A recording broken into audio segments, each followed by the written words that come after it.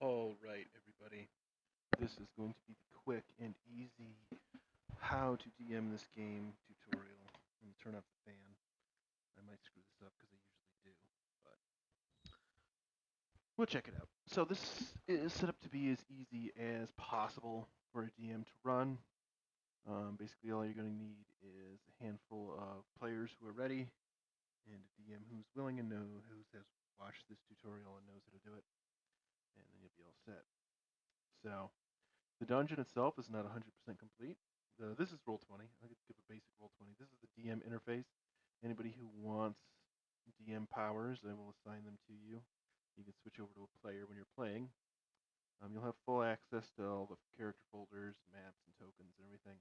I have pretty much every book the game offers available in the compendium, as well as several monster manuals, so it makes it all easy. But let's just give you the basic rundown of how a dungeon works. Up here is the Pages tool. You're going to see I have several dungeon rooms and then several layouts that are already preset. I'm going to have even more layouts when I eventually get done with it. I have a good decent amount right now. So you'll pick a random layout. Let's pick this one here. And you'll assign your dungeon. Now you'll see in every room, or in every dungeon, I have put these three little tokens in here. One is for treasure, which is a treasure chest. One is a trap token, and one is a little crossed swords, which can indicate a fight. So basically, what you have to do when you open up a layout, zoom out, make sure nobody's played this layout. I'm not going to have 50 individual layouts, but I'm going to have like 20 or 30 or so. So quickly just delete any kind of markings or anything else, tokens that might already be on here. And then you're going to choose as DM where the starting and ending point is of your dungeon. So you want to go into the DM layer here, go into freehand or text, pick a nice color. Make sure it's in DM layer or else the players can see it. And you just pick a starting and ending room. I think this one's pretty obvious. That would be start, and then the end. 1 and 2, you can do S and E, you can do whatever you want. All right, so that's the starting path. Now, obviously, there's a quick path through here. Your players can just kind of go down in a straight line and then over and skip all of this middle stuff. So you want every dungeon room to have a lock and key mechanism or a lever or a puzzle or some kind of thing where at some point on the way to the final room, in here, over here, there's going to be some kind of barricade. And then further on, somewhere else in the dungeon, is going to be a method to bypass that barricade. This is just so that they have to do a little bit of exploring. You can't just beeline to the ending. Now, for our players, this is all going to be in the dark, and there's obviously all these kinds of turns. So they're not going to know what necessarily the most ideal path is, but nonetheless, it's always a good idea. And I'll show you a little bit more about that in a second. Let's just grab a token on there so you can see how much size a token takes up. If you've never DM'd before, there's music. I have a decent amount of music already set up. Stuff like Castle Jail, Catacombs are good dungeony music that you can use. Turn the volume down to not obnoxious.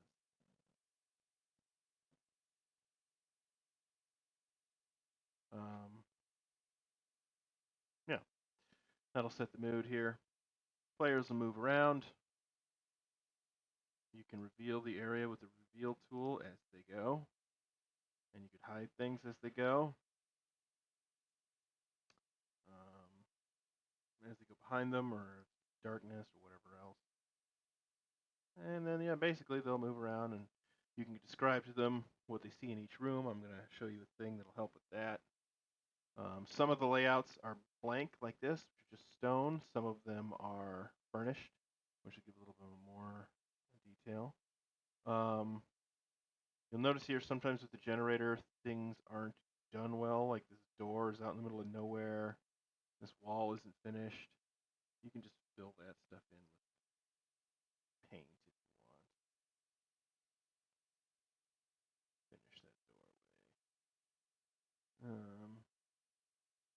rest of them look good. No.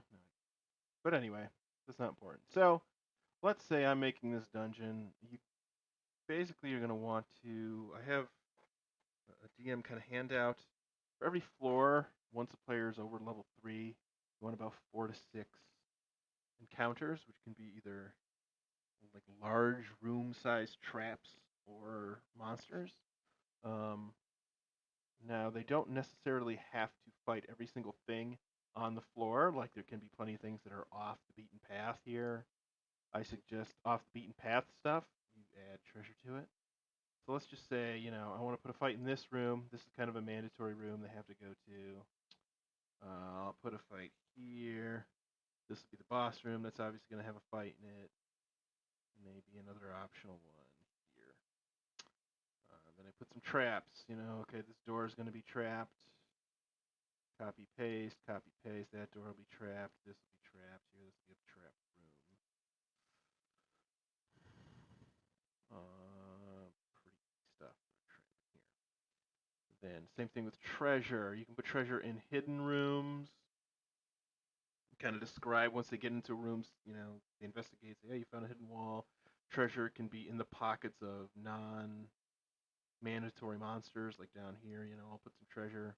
Monsters guarding it because they don't really have to go into that room. Put some treasure in the boss room.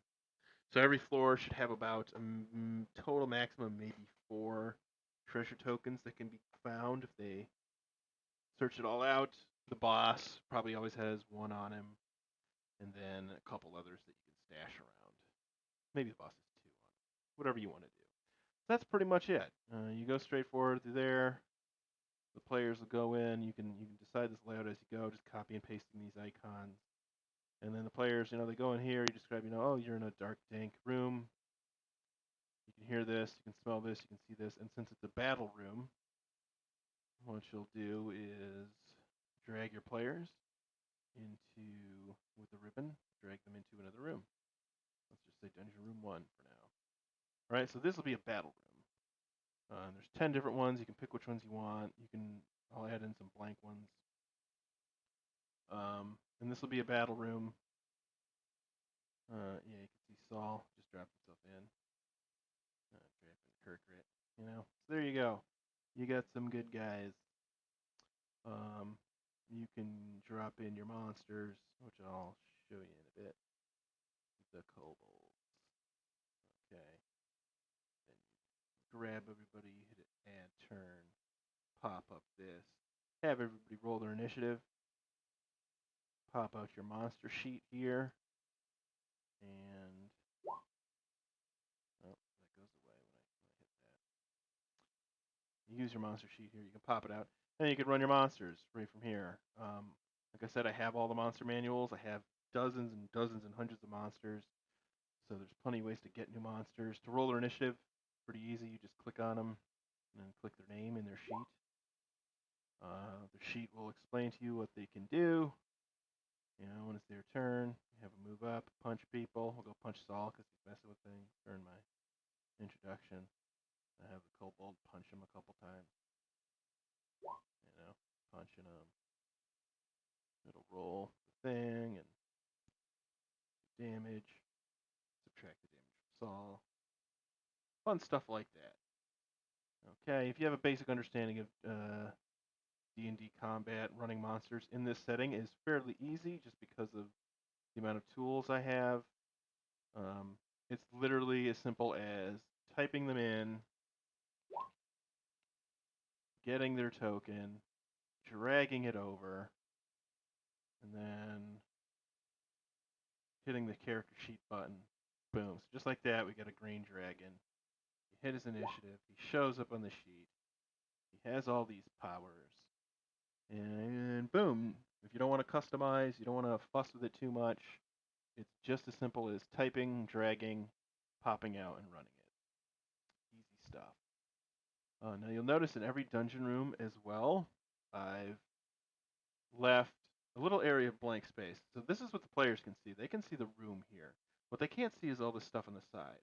So you can sit down before a session and pre-populate your rooms based on the level of the party. Say, okay, I'm going to want a room with 2 kobolds in it. I'm going to want a room with a dragon in it. I'm going to want a room with a couple zombies. Right? Just put a zombie in it.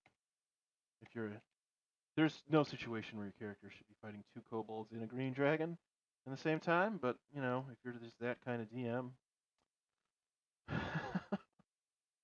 you could totally do that. Boom, get some zombies, pop them over here, and then you'll have these rooms ready to go. Players can come in, drop their tokens in wherever you want them to. You drop the enemies in on the other side. And I've also populated every dungeon room. You're going to notice the side of it here with this clutter. Let's just show another one real quick.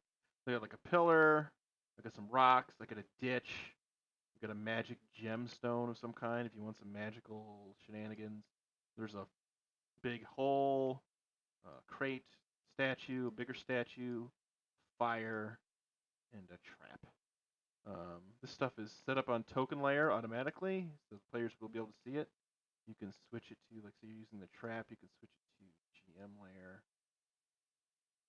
Then you can put it in, and if your players are moving around and they step on that square, be like, oh, you stepped on our trap. And you can use these just to make the terrain more interesting if the basic layout of the room is getting repetitive. You know, put some pillars up for cover, some crates. You know, you can copy and paste this stuff. So you can kind of arrange the rooms how you want. I mean, the crates are on fire. A lot of different stuff. You can pop over to here if this stuff's not working for you. You want other stuff. You can put in, you know, tree. I've got all kinds of things. You want a dead body, put in body. Oh, there's a Hitler picture. For some reason he is dead. But,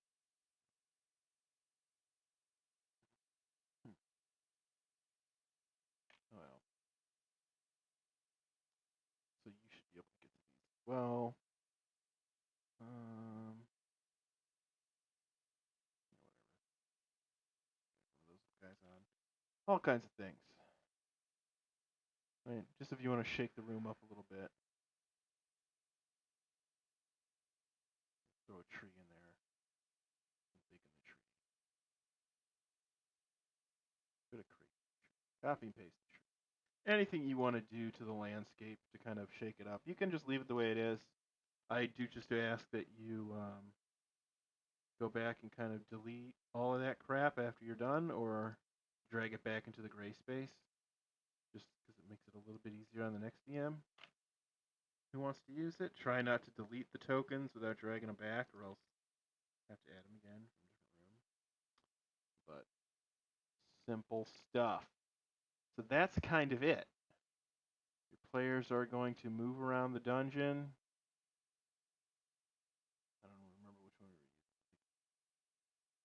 The players are going to move around the dungeon, and you can spring fights on them. Now, when you spring a trap on them, I'm going to have a list in handouts. I will set up stuff for traps. There'll be a out here, say traps. I'm going to use a generator. Put all kinds of simple traps on there that are just like one and done. You know, spear trap, bow trap, pit trap, and then there'll be more complex room-based traps, which count as encounters. So that's kind of it. Now you might be asking, well, where am I going to get these traps and these encounters from? I use Kassoon, which I dropped in the DM resources channel. If you're interested in being a DM, you can go to Kassoon here.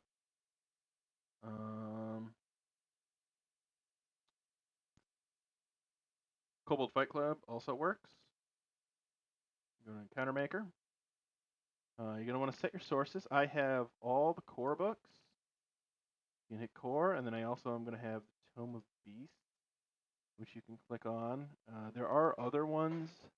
I think I have this one, Mystic Odysseus.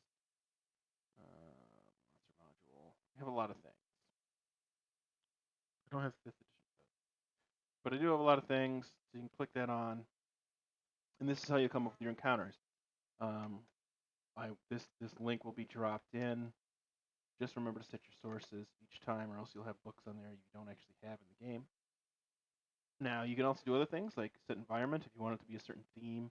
You say these are dungeon monsters, these are desert monsters, these are aquatic monsters.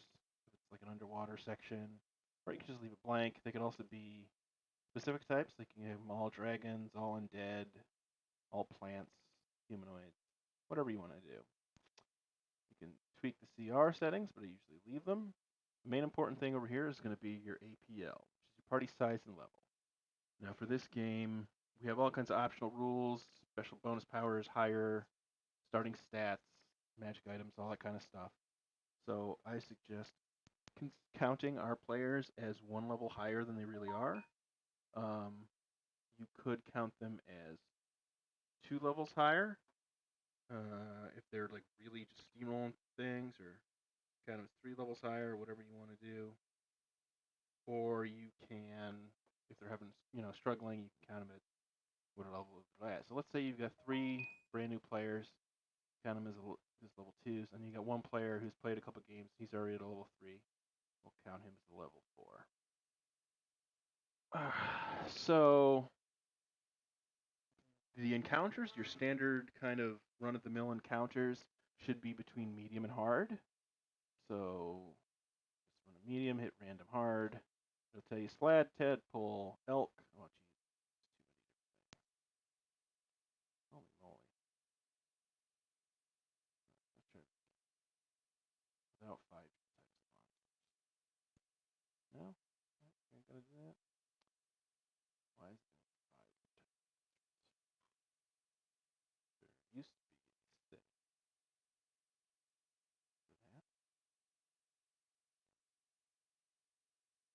It's fine. Anyway, it's not super important. Let's just say you're doing this, right? Alright, so it tells you to bring in 3 boggles, 3 gnolls, and 4 badgers. This is a hard encounter for this level. Then you go back to the dungeon. Which I lost. Super smart.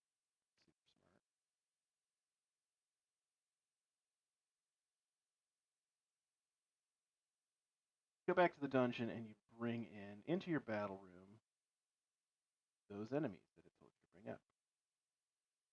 Right? And that'll be a balanced encounter for that. So that is 3 boggles, 3 gnolls, 4 badgers. So you go into the monster compendium here and you write in boggle. Bring in 1.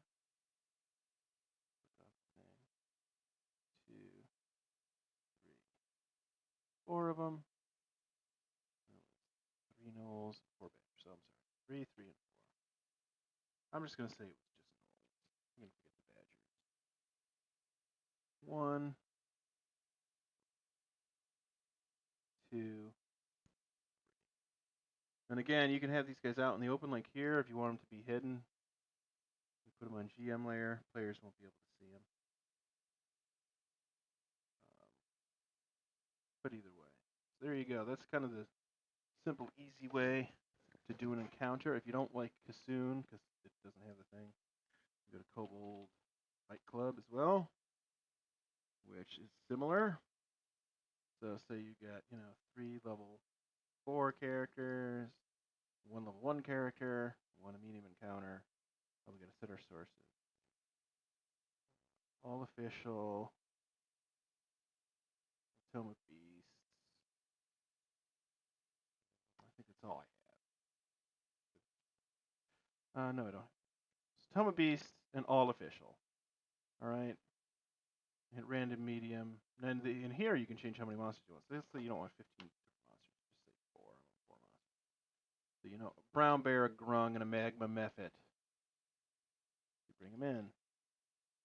Brown bear.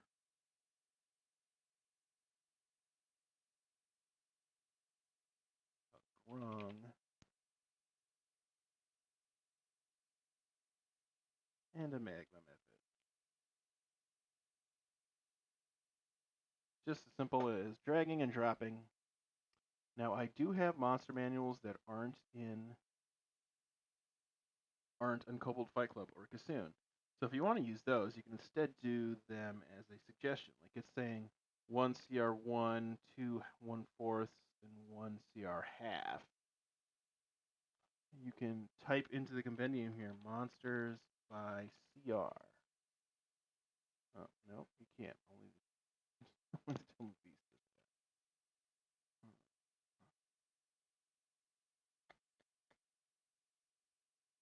that. Huh.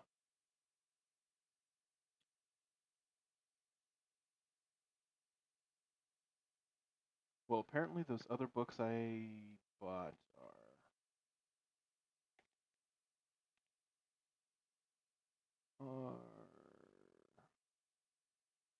okay. Creatures by terrain. What the shit is this?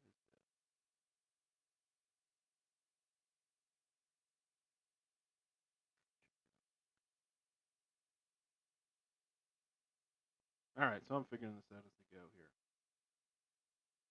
But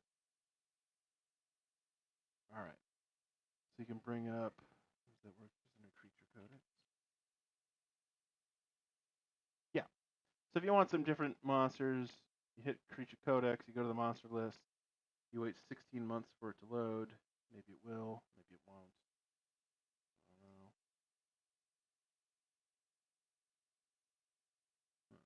This may have been a waste of money because does not appear to work very well. Ah, there we go. All right. You can sort them by challenge rating.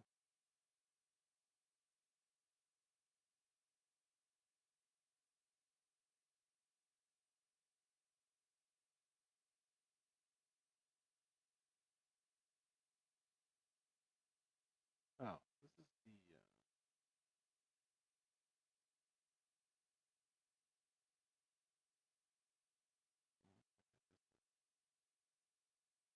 This is the SRD. Ah, maybe this is all of the monsters. All right. Well, there you go. You can do that too. Anyway, this is a big, long-winded way of saying if you don't want to just use the generator and you want to explore some of the bonus books I have, this is a good way to find them. It'll have a challenge rating here.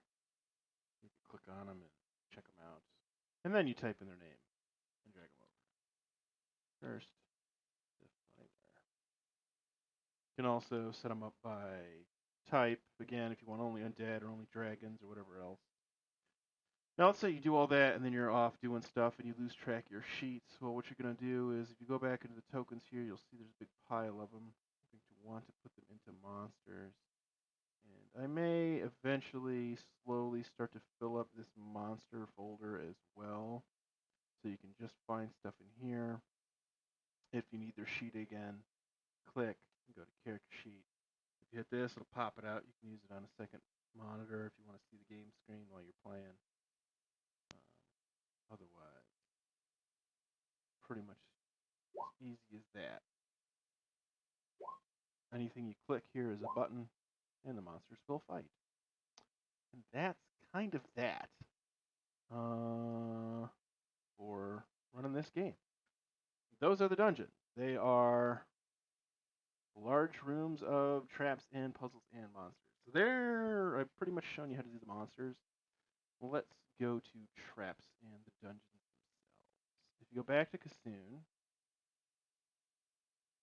it also has trap generators. So it'd be easier for me to just type in. It also has puzzles. So you can set a puzzle in a room, and these will just tell you riddles and puzzles that you can set in a room in place of a trap.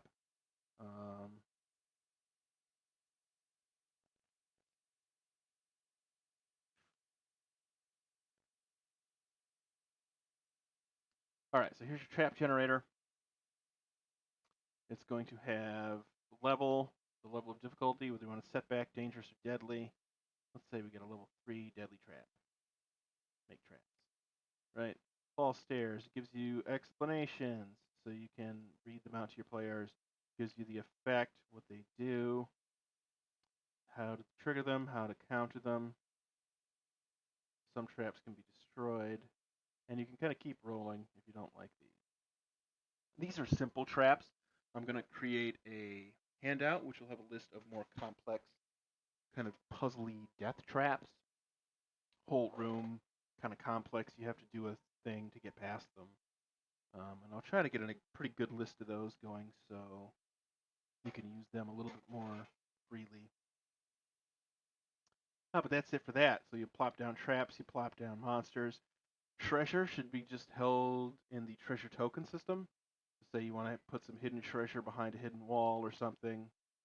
You just say, okay, when they find the hidden wall, they find the treasure, and they get a treasure token. You don't have to roll out the individual loot right there. We'll do all of that in between games when they turn in our treasure tokens. There's rules on how the game will be run exactly. So they're allowed to get one short rest on a dungeon floor. They're allowed to get a long rest every 2 dungeon floors.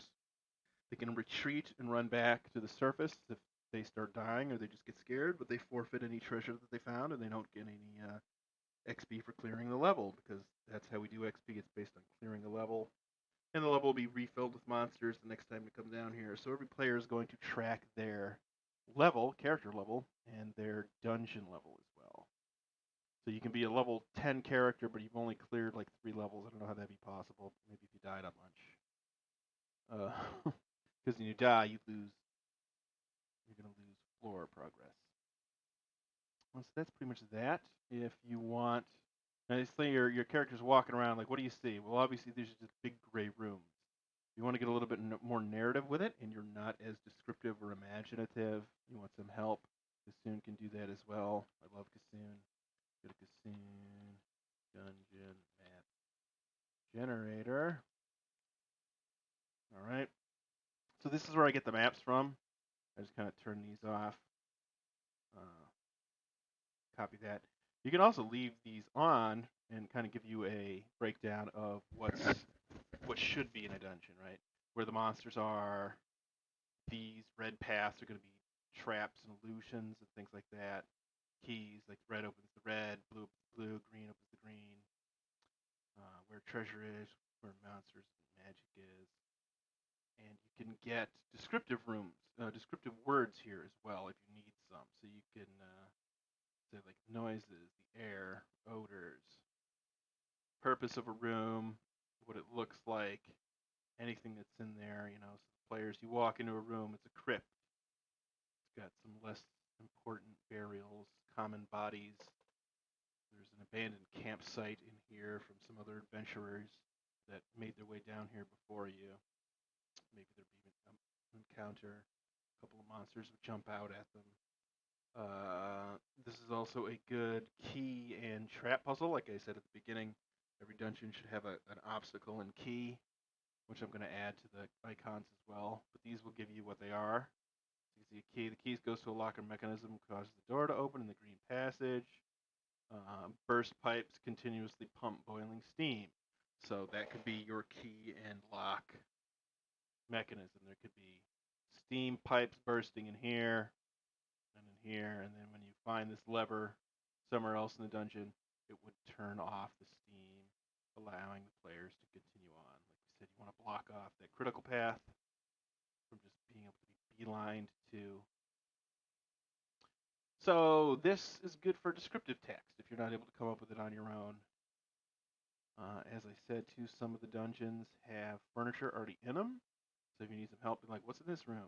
Well, take a look. There's some desks, some blood stains, looks like some fire pits, bookcase. Some of them are blank. Some of them have furniture. Kind of up to you. This is a little bit of a smaller dungeon. This would be like the level 1. And that's pretty much it. You're just going to award XP to players based on the average party level times 100. So if you have 5 level 4s and level 6, you can bust out the calculators. You got 5 level 5. Oh, my calculator's broken. That's my life. My Windows calculator doesn't work.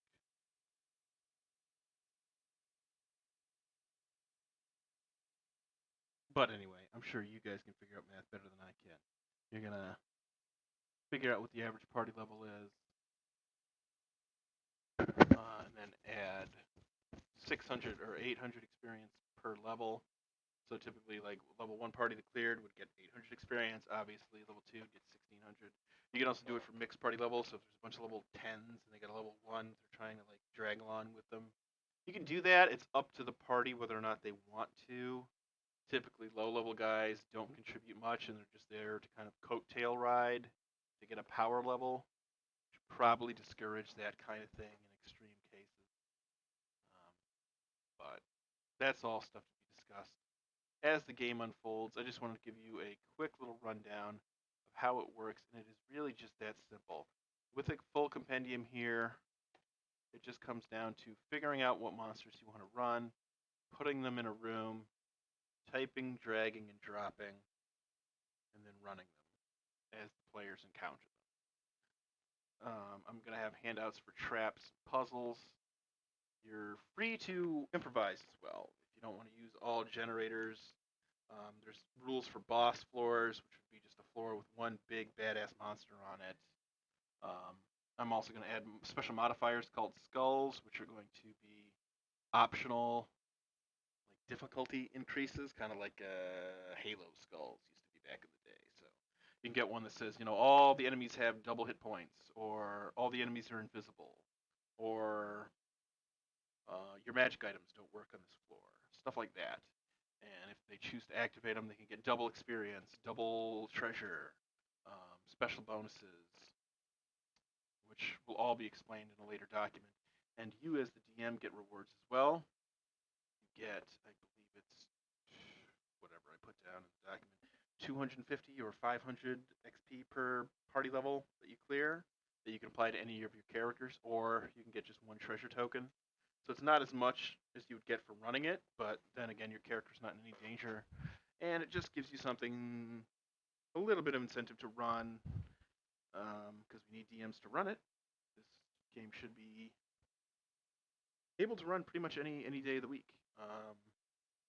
Just some players group up, say, hey, we want to play. DM who's ready to play it could follow these instructions after watching this video and be able to run a dungeon for anybody. All right, I'm going to post this to YouTube and then post it to the channel. Should give you guys a basic explanation. If you need a more in-depth Roll20 tutorial, because you've never played before and you're interested in DMing, I can do that one-on-one.